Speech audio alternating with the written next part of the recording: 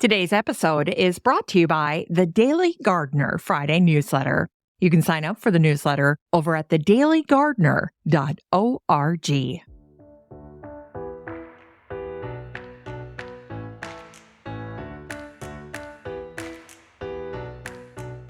Hi there, and welcome to The Daily Gardener, a podcast about garden history and literature. I'm your host, Jennifer Ebeling, and today is May 2nd. Today could actually be April Fool's Day. In Chaucer's Canterbury Tales, that was published in 1392, it's believed he meant May 2nd to be April Fool's Day instead of April 1st. Little fun fact for you on May 2nd. Well, I was out in the garden yesterday. The hostas are starting to pop up, and there's no time like the present if you're going to be splitting hostas than when they're first emerging from the ground. I like to take a serrated knife and cut them into little wedges and then dig up just the part that I need, as opposed to digging up the entire plant. Sometimes that goes a little smoother. On the other hand, if it's impossible to get through them, sometimes you really don't have any other choice than to dig up the entire hosta and go for it, and then cut it up kind of like a pizza is what I think of it as. But in any case, I've got tons of hostas, happy to split with my neighbors. I know my dear friend across the street is going to be looking to me for some hostas, so it'll be fun to thin them out a little bit and also just watch her learn and grow as a hosta lover. Well, if you ordered any of your spring bulbs, your spring flowering bulbs online, you're probably getting mailers this week, either in the mailbox or in your email, reminding you to order for fall of 2023. So the 2023 flower bulb collections are out for so many of the different growers. If you have one that you like, make sure to check out their website. I know for myself that I'm putting in a huge order of alliums. Can we ever get enough alliums? And then my other two passions for next spring are scilla and more daffodils. Why not? Hey, if you subscribe to P. Allen Smith's newsletter this past week, he does such a great job of sharing what's going on at his place called Moss Mountain Farm. A bit of a tongue twister for me, but I wanted to talk to you really quick about something that I saw, and that is a recipe for olive oil cake. This was a recipe that he shared back in 2020, and it is a really tasty, pleasant cake for spring. So go ahead and check that out. I'll also put a link to it in the Facebook group for the show. So if you're into making a nice little cake, maybe you have a nice Mother's Day gathering or just want to have a nice little dessert around the house for spring, this olive oil cake from P. Allen Smith could be exactly what you're looking for.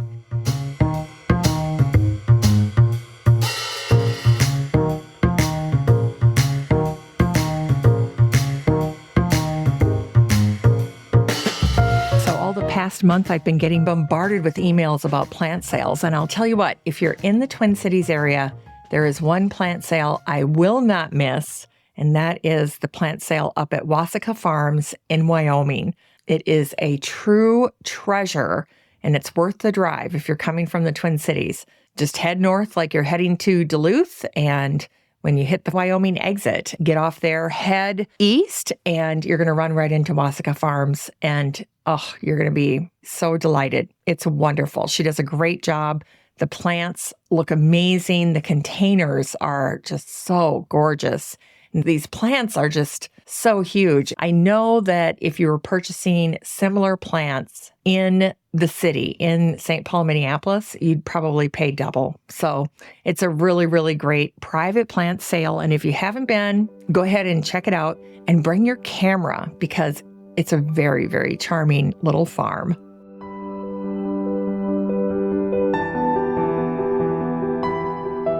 Well, over the weekend, I read a sweet little essay by Sheila Squilante. She's a professor of creative writing at Chatham University.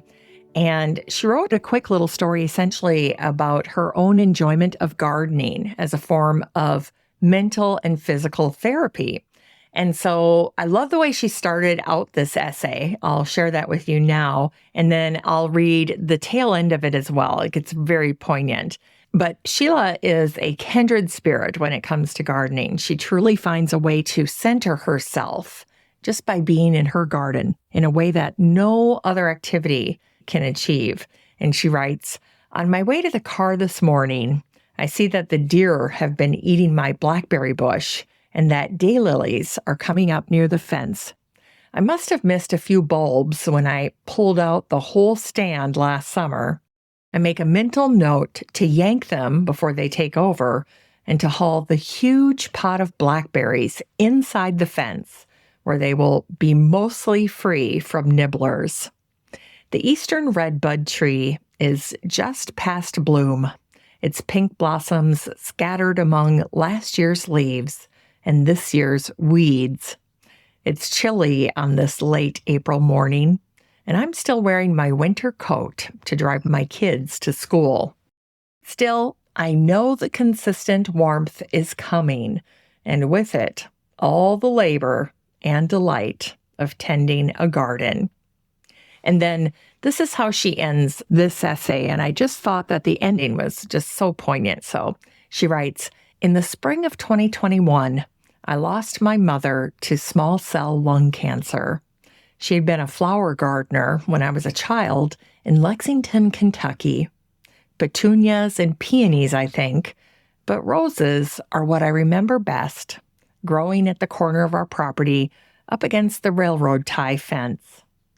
Mom didn't get to see my garden except in photos on Facebook, but she told me how much she loved watching it transform. She sent me 2 bare root rose bushes that first summer, which was her last summer, and I placed them knowing she would be gone before their pink lemonade blossoms ever emerged. During this sad time, my depression threatened, understandably, to overwhelm. My neighbor across the street would call out across his fence, 'Where's your family? They should be out helping you.' He doesn't understand that I want and need to do this by myself, for myself. Gardening is good for me. Gardening is an instinct. I don't forget to breathe. My heart knows how to beat. And every spring, I put my hands back into rich Pittsburgh soil, knowing that whatever the harvest, it's the process that matters most to me. The clearing away of last year's debris, the watching sprouts push through dirt and mulch, the delight of finally recognizing in June the plant I couldn't identify in April, the one I forgot I had planted in the sadness or happiness or chaos or peace of last year, now unfurling in lush yellow, orange, pink profusion, reminding me to live." Isn't that fantastic? Oh, I knew you would love it. Well, I will put a link to this in the Facebook group for the show. So if you want to read it in full for yourself, and it's a fun little read. It doesn't take long, maybe 5 minutes, but it's just a great post. Sheila Squilante, the creative writing director at Chatham University. Great piece. All right, it's time for today's garden history.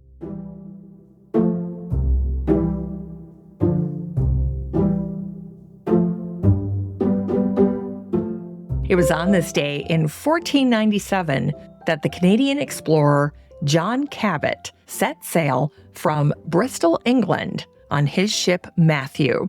He was looking for a route to the west, and he found it. He discovered parts of North America on behalf of Henry VII of England. And in case you're wondering why we're talking about John Cabot today, it's because of the climbing rose that's named in his honor. And it's also the rose that got me. I got a thorn from a John Cabot rose in my knuckle and ended up having surgery to clean out the infection about 3 days later. It was quite an ordeal. I think my recovery took about 8 months. So John Cabot rose, actually any rose, not to be trifled with. And it was on this day, May 2nd, in 1519, that Leonardo da Vinci, the mathematician, scientist, painter, and botanist, passed away. Leonardo once said, "We know more about the movement of celestial bodies than about the soil underfoot." He also wrote, "The wisest and noblest teacher is nature itself." And if you're spending any amount of time outdoors, once again, we are learning new lessons in spring. Isn't that the truth? There's always some new development that we've never encountered before, and of course, a few delights. Well, Leonardo continued the study of the flower of life, the Fibonacci sequence. This has been a study that has fascinated for centuries. You can see it in flowers. You can also see it in cell division. And if you've never seen Leonardo's drawings and sketches of flowers, you are missing a real treat. And I think it would make a tremendous wallpaper. Leonardo once wrote about how to make your own perfume. He wrote, "Take some rose water and wash your hands in it, and then take a lavender flower and rub it with your palms, and you will achieve perfume." That timeless rose-lavender combination. It's still a good one. You know, I think about Leonardo every spring when I turn on my sprinkler system, because that consistent watering gives such a huge boost to the garden, and all of a sudden it just comes alive. But Leonardo said, water is the driving force in nature, the power of water. And of course, we know that life on Earth is inextricably bound to water. Nothing grows, nothing lives without water. Leonardo was also a cat fan. He wrote, "The smallest feline is a masterpiece." And in 1517, he made a mechanical lion for the King of France. This lion was designed to walk toward the king and then drop flowers at his feet. Today, you can grow a rose named for Leonardo da Vinci in your garden.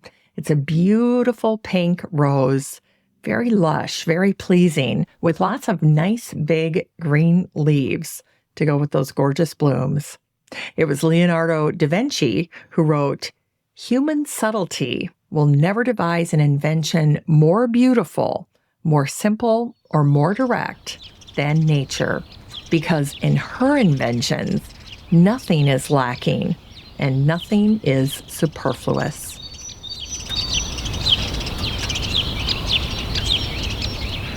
And today in 1803, Napoleon and the United States inked a deal. It was the Louisiana Purchase, and 828,000 square miles of French territory was added to the United States for $27 million.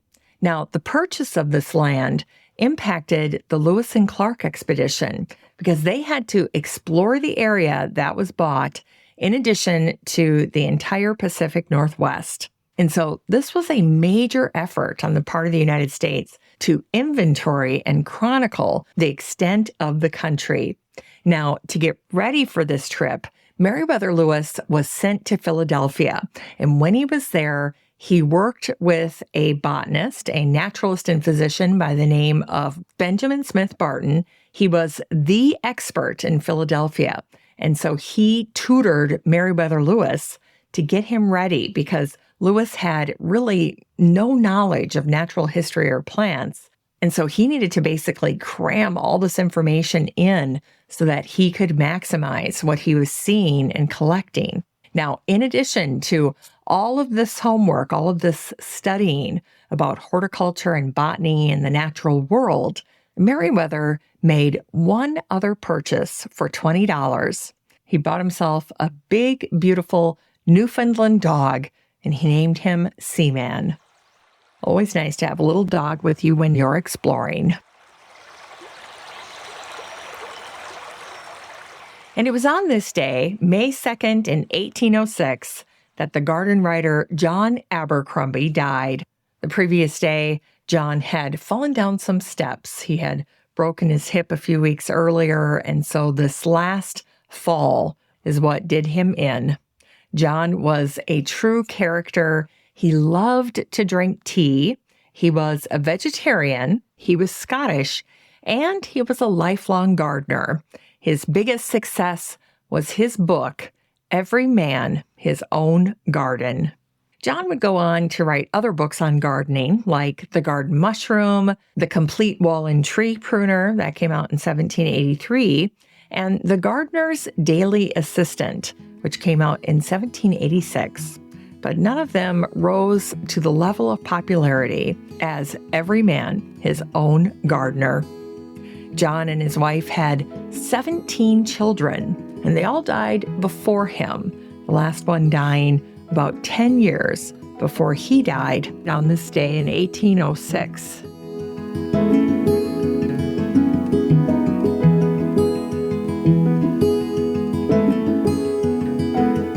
And it was on this day, May 2nd in 1867, that a man named Thomas Hanbury bought a property in the French Riviera that he called La Mortala.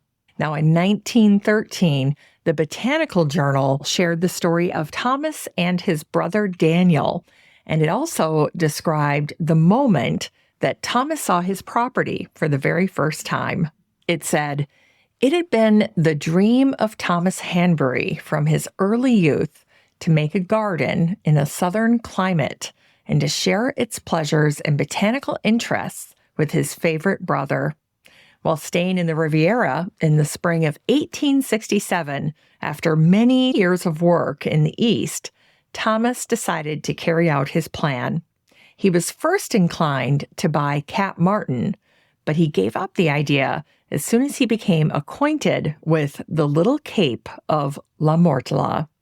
As he first approached it by the sea, he was struck by the marvelous beauty of this spot. A house, once the mansion of a noble family, but at the time was almost a ruin, stood on a high commanding position. Above it was the little village, and beyond, the mountains. To the east was vineyards and olive terraces, and to the west was a ravine, home to Aleppo pines. So Thomas made the purchase of this incredible property back in May of 1867, and by July, he returned with his brother, and together the two of them started to transform both the home and the garden. The article says that Thomas's first goal was to get planting because the property had been destroyed by goats and the local villagers who had come in and taken what they wanted from the property during all the years that it was left unoccupied. Now, Thomas and Daniel went all out when it came to selecting plants for this property. And by 1913, the Botanical Journal said that there were over 5,000 different species of plants, including the opuntia or the prickly pear cactus and succulents. They were known for that, so they were way ahead of their time. Thomas loved collecting rare and valuable plants, and he found a home for all of them on this beautiful estate. Now, for the most part, it was Thomas and his brother Daniel that did the bulk of the installations, but a year later, they did manage to find a gardener to help them. His name was Ludwig Winter, and he stayed there for about 6 years, and it was about a year after they hired him that Thomas's brother Daniel died. This was a great loss to Thomas, but he found solace in his family and friends, and of course, in his gorgeous estate at La Mortala. Thomas spent the last 28 years of his life there.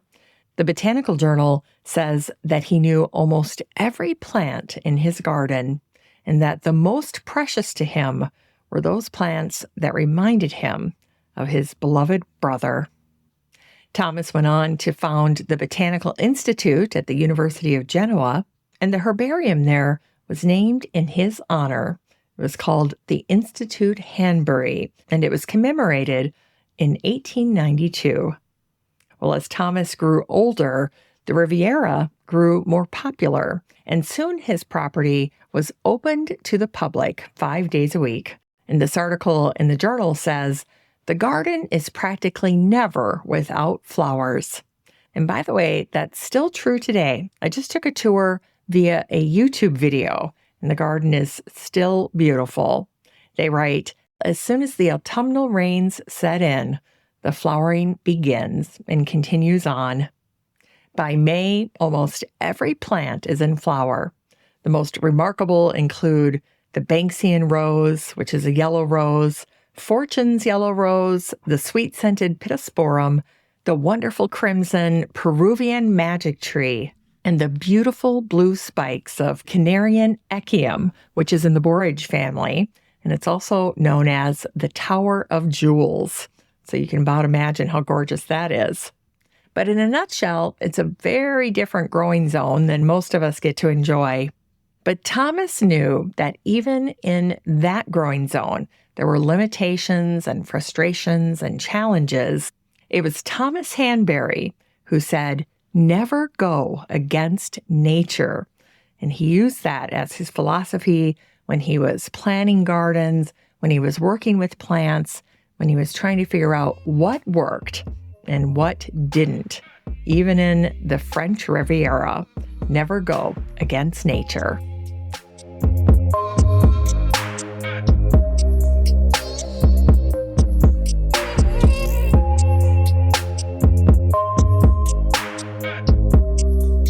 And it was on this day, May 2nd, in 1928, that folks were lined up to see the lilac blooms at Huldah Klager's in Woodland, Washington. Well, this is an excerpt from a book by Jane Kirkpatrick, who wrote a book about the life of Huldah Klager called Where Lilacs Still Bloom. In it, she quotes Huldah, "Beauty matters. It does. God gave us flowers for a reason. Flowers remind us to put away fear, to stop our rushing and running and worrying about this and that, and for a moment to have a piece of paradise right here on earth." This is such a great little book. In fact, I just ordered a copy on Amazon, and I want to say I got it for around $2. So it's a great little steal and a fun little read for spring. It's called Where the Lilacs Still Bloom. But here's this excerpt for today, and it was almost 100 years ago, back in 1928. Here's what Jane wrote. There were 2 articles about Huldah's lilacs in 1928. One was in Better Homes and Gardens, and the other appeared on May 2nd in the Lewis River News. The latter article appeared just in time for Lilac Days and helped promote Planters Day, following in June. In the afternoon, one account showed 400 cars parked at Huldah Klager's lilac garden in 1 hour, the road being lined for a quarter of a mile. It is estimated that at least 2,500 people were there for the day, coming from points all the way from Seattle, and there were more cars during the week. Well, today you can go and visit the Huldah Klager Lilac Gardens. It's a nonprofit garden, and of course it specializes in lilacs. The gardens are open 10 to 4 daily. There's a $4 admission fee, except during lilac season, when the admission fee is $5. All right, it's time for today's garden book.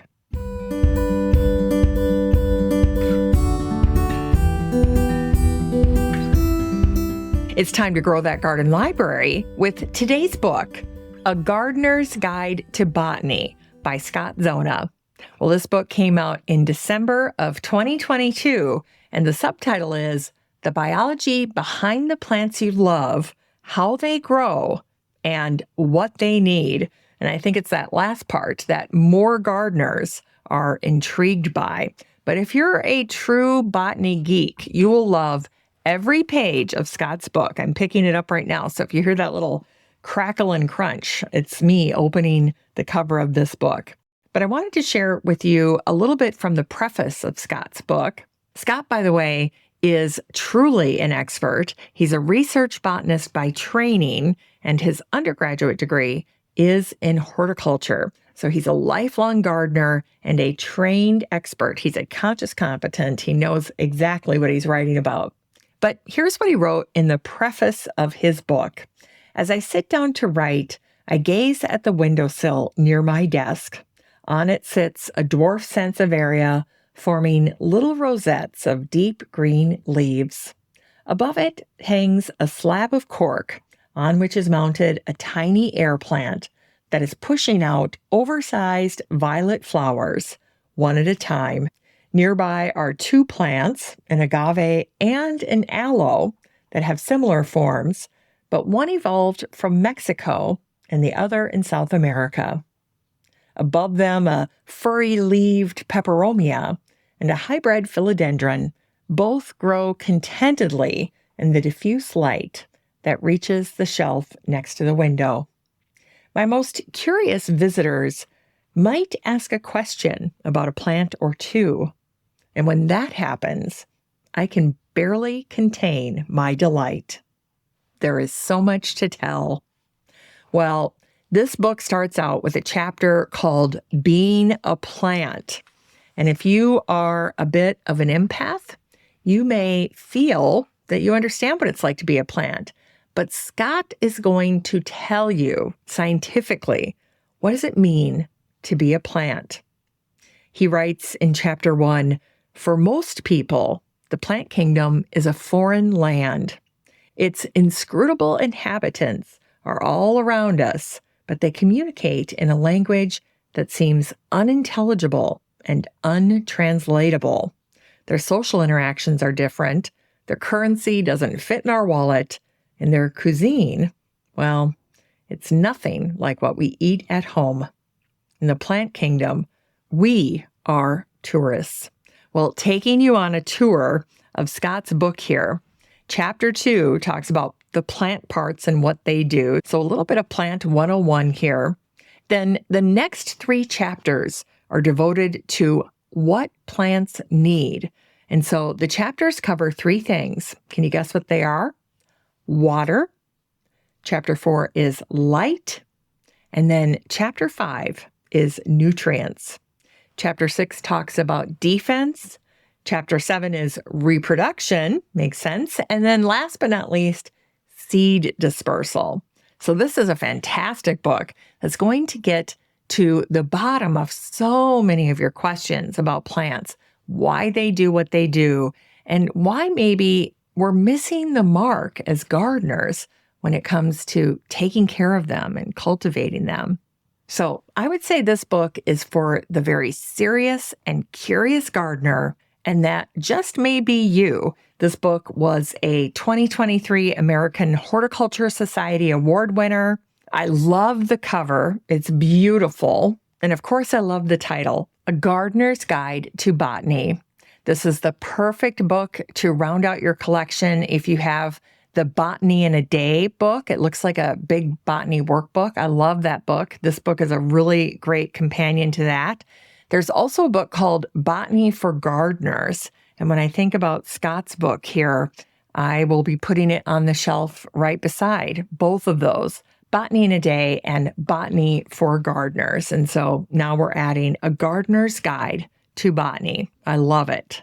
This book is 256 pages that will amp up your understanding of plants.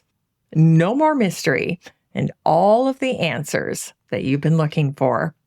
You can get a copy of A Gardener's Guide to Botany by Scott Zona and support the show using the Amazon link in today's show notes for around $20.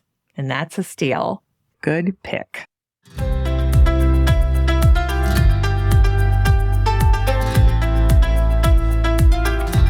All right, we end the show today by celebrating the birthday of Georg Philipp Friedrich Freiherr von Hardenberg, who is definitely better known by his pen name, Novalis. He was an 18th century German poet and writer, mystic and philosopher of early German Romanticism. Well, all last week I was watching videos about Novalis. He led such an interesting but short life. He had a tragic romance. He fell in love with a young girl who tragically died of tuberculosis. And then Novalis himself died young. He died at 28 of tuberculosis as well. But in his very short life, he accomplished so much, including the fact that during his life, he had 3 moments of mystical revelation, which led to a deeper understanding about the world and time and humanity. And this is what makes him such a fascinating person to look back at. Now, one of the things that we remember Novalis for is his fascination with blue flowers. He made the blue flower a symbol for German Romanticism. To Novalis, the blue flower represented romantic yearning. It also represented a point of unification between humanity and nature. It represented life, but it also represented death. And if you are a gardener who has been bitten by the blue flower bug, and who hasn't? I mean, who does not love a blue flower? They're so rare. They are so captivating. Well, then you can definitely relate to Novalis, why the blue flower became so significant in his writing. Now, the book where Novalis wrote about the blue flower is a book called Henry of Ofterdingen. And it's here where we get these marvelous quotes about the blue flower, which some believe was a heliotrope and which others believe was a cornflower. But whatever the case, the symbolism of the blue flower became very important. Novalis wrote, "It is not the treasures that have stirred in me such an unspeakable longing. I care not for wealth and riches, but that blue flower I do long to see. It haunts me, and I can think and dream of nothing else." And that reminds me of what it was like to be a new gardener some 30 years ago, and a friend got me on to growing delphinium. And I felt just like Novalis. I could not stop thinking about the delphinium and imagining them at maturity around the 4th of July, standing about 5 to 6 feet tall, these beautiful blue spikes. And of course, my dream of the delphinium always surpassed what the actual delphinium looked like. And yet, I still grew them. I loved them. And I did that for about 10 years. So there you go. The call and the power of the blue flower.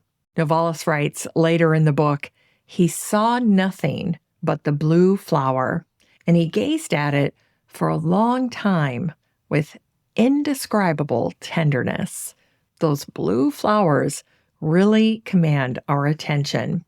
Well, I'll end with this last quote. It's a flower quote from Novalis, and it'll definitely get you thinking. He was a very insightful philosopher and a lover of nature, and he believed in the answers that could be found in nature.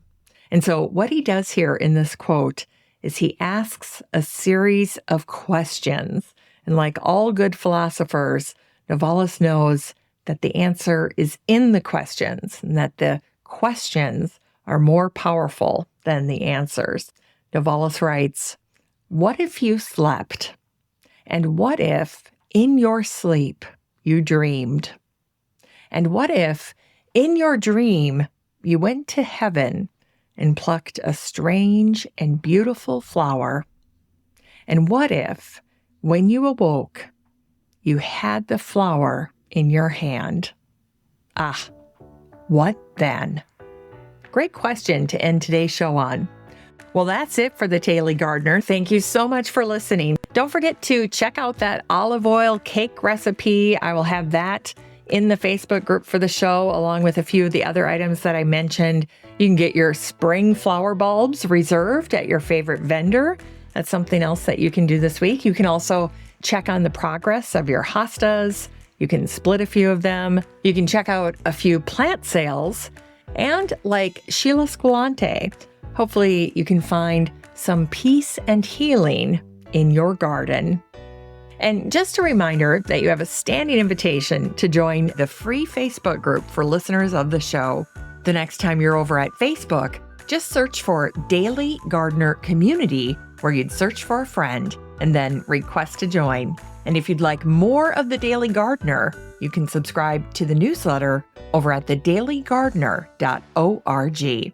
And don't forget that you can also show your support for the show by using the Buy Me a Coffee link over at the website or in today's show notes. This is Jennifer Ebling. Thanks for listening to the Daily Gardener. And remember, for a happy, healthy life, garden every day.